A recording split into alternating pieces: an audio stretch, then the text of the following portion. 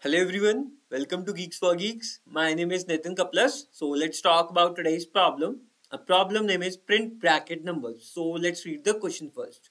Our question said we are given a string S. We just have to find the bracket numbers, right? So here the first example is S, right? We are given a string. We just have to print which bracket number right now we are, right?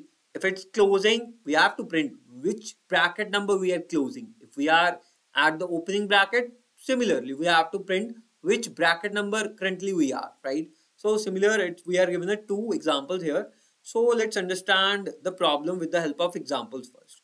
So if you see here the bracket is opening bracket. So if it's opening, which number it is? It's a first bracket number.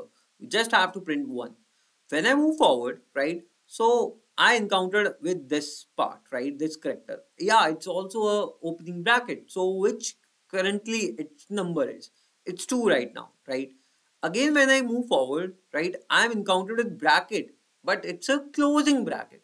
Now my focus is which bracket number right now it's closed, right? So it's close to this bracket number, right? It's closing that part, right? So what I'm doing is I simply write 2 because the closing part is number 2 right now, right? So when I move forward, yeah, this is the also a closing bracket, but that bracket number is close to number 1. So we have to print 1 here, right? When I move forward, right, here we have the opening bracket, but which bracket number it is? I already print 1 and 2, right? It means my two brackets are already filled, right? So that number will be incremented by 1. So we have to print here 3.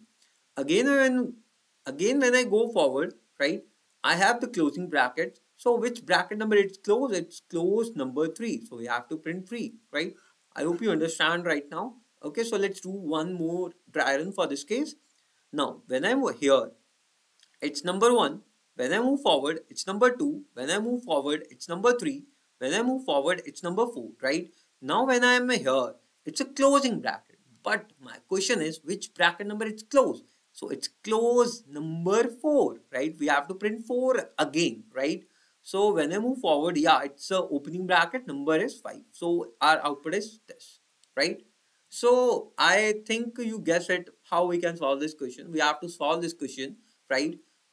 It's very simple to print the numbers in when we are at the opening bracket, but how we can print the bracket number when it's closed, right? So it's very simple. Yeah, I think you guessed it. Yeah, we have to solve this question using stack, right? So here the implementation is, right? So what I'm doing here is I just make a variable name, which is here this, right? 1, right? Inside this, what I'm doing is I am simply traverse my loop, right? So I need just two cases. If it's opening, we have to do something. If it's closing, we have to do something. So I'm written here checkpoints, right? If it's opening, what I'm doing is, let me create here stack first. So here we have stack. So its name is st.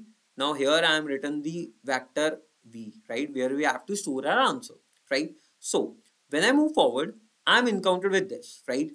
So it's an opening bracket. What I'm doing is I simply push which number it is. So it's number 1. So here I am written 1. At the same time, what I'm doing is I simply push that into stack as well, right? So now my count number is, in future, if I encounter with opening bracket, its number is 2. So that's why I just increment my count, right? So when I move forward, so here the checkpoint is where I'm stopping. Yeah, it's also close opening bracket. So what I'm doing is I simply push into my stack and push into my vector, right? I am pushing into my vector because it's a opening bracket. But I am pushing into my stack because might be it's close, right? So which it's nearly. So that top part will give me, yeah, it's a closing for that particular number, right? So when I move forward, right, I have the closing bracket. If it's closing bracket, what I am written here, okay. So my stack top will tell me like that closing bracket is of which number, right? So they tell me like it's a SU dot top. What we have 2. So we have just pop it and push into my answer, right? That's the simple idea of S, right? When I move forward, yeah, we have the closing bracket, so we just have to push pop my this stack. So this simply tell me like that will be the closing for which number, right? When I move forward, it encountered with this checkpoint, right? I'm just pushing the count number, which is 3 right now, right? And at the same time, what I'm doing is I'm also pushing into my stack, right? So when I move forward, we have a closing bracket, so just encountered with this else if condition, so I'm just popping from the stack and putting into my answer vector, right? Okay, so this is a simple idea. At the end my loop will finish, right? So this is a very simple idea to solve this question. So let's do the code part now. So here what I'm doing is I'm simply make a vector, so let's name as v, and at the same time what I'm doing is I make a stack, and as I said, we just have to traverse my string, right?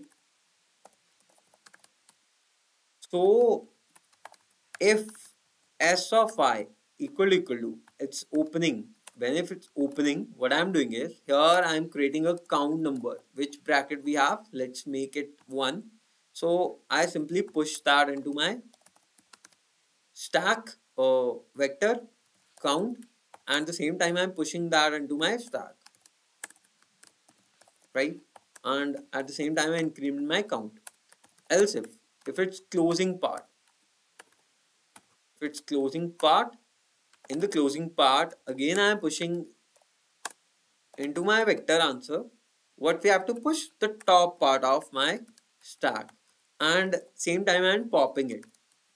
So that's the simple idea. Else we just have to continue my loop, right? At the end what I'm doing is I simply return my vector answer, right? Let's check it's working fine or not. Yeah, its compilation is good. Let's submit.